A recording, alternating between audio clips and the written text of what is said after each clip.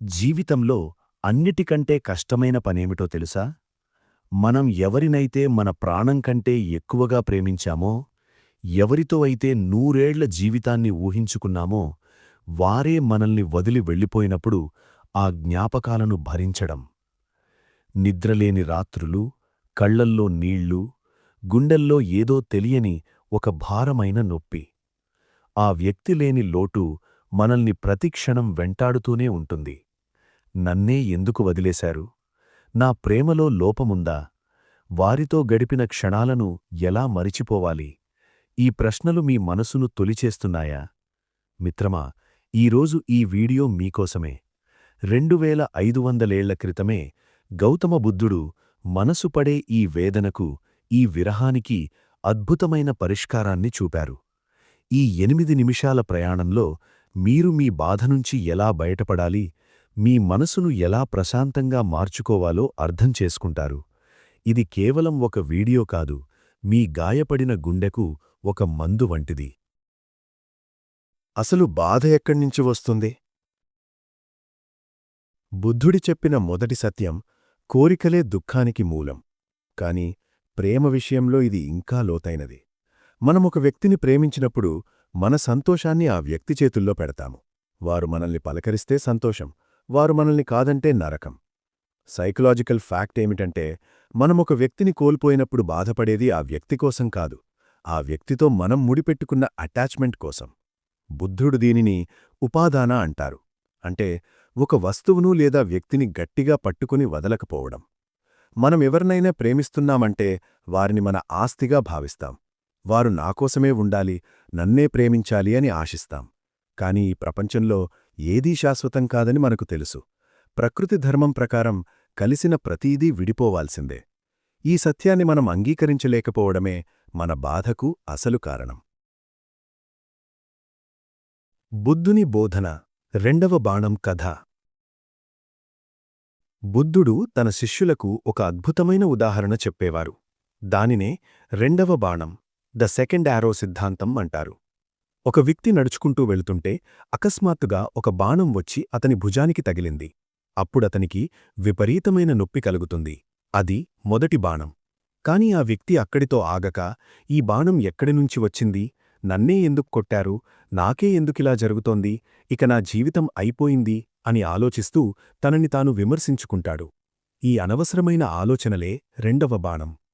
మీ జీవితంలో ప్రేమ విఫలమవ్వడమనేది మొదటి బాణం. అది మీకు నొప్పిని కలిగించింది. అది సహజం. కాని ఆ వ్యక్తి జ్ఞాపకాల్లో మునిగిపోతూ, పాత మెసేజులు చూస్తూ, వారు వేరేవారితో సంతోషంగా ఉన్నారని బాధపడుతూ మిమ్మల్ని మీరు హింసించుకోవడం అది రెండో బాణం. మొదటి బాణం తగిలిన గాయం కాలక్రమేణా మానిపోతుంది. కాని రెండో బాణాన్ని మీరే గుచ్చుకుంటూ ఉంటే ఆ గాయం ఎప్పటికీ మానదు. బుద్ధుడు చెప్పేది ఒక్కటే: మొదటి బాణాన్ని అంగీకరించండి, రెండవ బాణాన్ని ఆపండి. మరిచిపోవడమంటే ఏమిటి? చాలామంది మరిచిపోవాలి అంటే ఆ జ్ఞాపకాలను మెదడులోనుంచి డిలీట్ చేయాలనుకుంటారు. కాని అది సాధ్యం కాదు.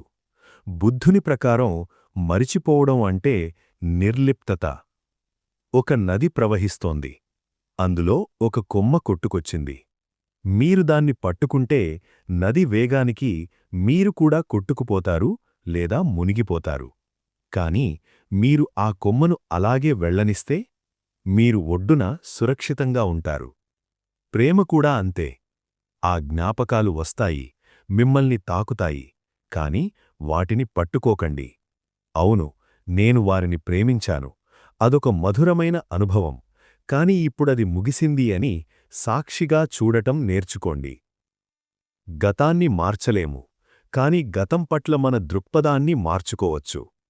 మీ బాధకు కారణం వారు వెళ్ళిపోవడం కాదు, వారు వెళ్ళిపోయినా మీరు ఇంకా అక్కడే ఆగిపోవడం. మిత్రమా, బుద్ధుడు ఒక అద్భుతమైన మాట చెప్పారు. తామర పువ్వు వికసించాలంటే బురద ఉండాలి. ఆ బురద లేకపోతే అందమైన తామర పువ్వు లేదు. మీ జీవితంలో ఎదురైన ఈ ప్రేమ వైఫల్యం, ఈ గుండెకోత కూడా ఆ బురద వంటిదే. మీరనుకోవచ్చు, ఈ బాధ నా జీవితాన్ని నాశనం చేసింది అని. కాని నిజానికి ఈ బాధే మిమ్మల్ని మీరు కొత్తగా నిర్మించుకోవడానికి దొరికిన ఒక అవకాశం.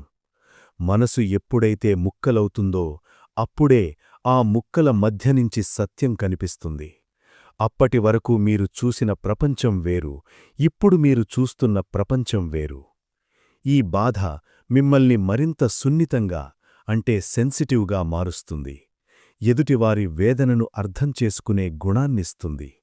ఒక గొప్ప వ్యక్తిగా ఎదగాలంటే గుండె లోతుల్లో గడ్డకట్టిన అహంకారం కరగాలి. ఆ అహంకారాన్ని కరిగించే వేడినే ఈ బాధ. మీరు ఈ ప్రేమను కోల్పోలేదు, మిమ్మల్ని మీరు కనుగొనే మార్గంలో ఒక అడుగు ముందుకు వేశారు. జ్ఞాపకాలనే జైలులో ఖైదీగా ఉండాలా, లేక ఆ జ్ఞాపకాలను ఒక పాఠంగా మార్చుకుని ఆకాశంలో స్వేచ్ఛగా ఎగరాలా అనేది మీ చేతుల్లోనే ఉంది. ఈ ప్రపంచంలో ఏదీ వృధా కాదు, చివరకు మీ కన్నీళ్లు కూడా. అవి మీ మనసును కడిగి శుభ్రం చేస్తున్నాయని గుర్తించండి. Practical steps. మీ మనసును ఎలా మళ్లించాలి? బుద్ధుడు తన బోధనల్లో మైత్రీ భావన, అంటే లవింగ్ కైండ్నెస్ గురించి చెప్పారు. ఇది వినడానికి వింతగా అనిపించవచ్చు, కాని మిమ్మల్ని వదిలేసిన వ్యక్తిని మీరు మనస్ఫూర్తిగా క్షమించినప్పుడే మీరు స్వేచ్ఛ పొందుతారు. క్షమించడం అంటే వారు మీకు చేసిన అన్యాయాన్ని మనసులో పెట్టుకుంటే మీరు ఆ వ్యక్తికి ఇంకా బానిసగానే ఉన్నారని అర్థం. వారిని క్షమించి వదిలేయండి. అది వారికోసం కాదు, మీ ప్రశాంతత కోసం. ప్రస్తుత క్షణంలో జీవించడం, మైండ్ఫుల్నెస్. మీ మనసు పదే పదే గతం వైపు వెడుతుంటే మీ శ్వాసమీద దృష్టి పెట్టండి. ఇప్పుడు నేను ఎక్కడున్నాను, నా చుట్టూ ఏముంది అని మిమ్మల్ని మీరు ప్రశ్నించుకోండి. ఆత్మప్రేమ, సెల్ఫ్ లవ్. బుద్ధుడన్నట్టు ఈ విశ్వం మొత్తంలో నీ ప్రేమకు అత్యంత అర్హుడైన వ్యక్తివి నువ్వే. ఒక వ్యక్తి కోసం మీ విలువైన జీవితాన్ని నాశనం చేసుకోకండి. ఏదీ శాశ్వతం కాదు. అనిక్కా, ఈ బాధ కూడా శాశ్వతం కాదు. మేఘాలు వచ్చినట్టే వస్తాయి, వెళ్ళిపోతాయి. మీ మనసు ఒక ఆకాశంలాంటిది. ఈ బాధలు కేవలం మేఘాలు మాత్రమే. మిత్రమా, ఈ 8 నిమిషాల ప్రయాణంలో మీరు తెలుసుకున్నది ఒక్కటే: ప్రేమ అనేది ఒక అనుభవం, అది ఒక బంధనం కాకూడదు. ఒక తలుపు మూసుకుంటే ప్రకృతి మీకోసం 100 తలుపులు తెరిచి ఉంచుతుంది. కళ్ళు మూసుకోండి. ఒక్కసారి గట్టిగా శ్వాస తీసుకోండి. మీ గుండెపై చెయ్యి వేసుకుని చెప్పండి: నేను ప్రశాంతంగా ఉన్నాను, నా గతాన్ని నేను వదిలేస్తున్నాను. నా సంతోషం ఎవరిమీదా ఆధారపడిలేదు, నేను స్వేచ్ఛాజీవిని. మరిచిపోవడమంటే ఆ వ్యక్తిని ద్వేషించడం కాదు. ఆ వ్యక్తి లేకపోయినా మీరు పూర్ణంగా, కంప్లీట్ ఉన్నారని గుర్తించడం. బుద్ధుని వెలుగు మీ జీవితంలో నిండాలని కోరుకుంటూ ఈ బాధనుంచి మీరు త్వరగా కోలుకోవాలని ఆశిస్తున్నాను. మీకు ఈ మాటలు కాస్త ఊరటనిస్తే ఈ వీడియోను మరో నలుగురికి షేర్ చేయండి. బహుశా ఎక్కడో ఒకచోట ఎవరికో ఈ మాటలు జీవనధార అవ్వచ్చు. ధన్యవాదాలు. నమస్తే.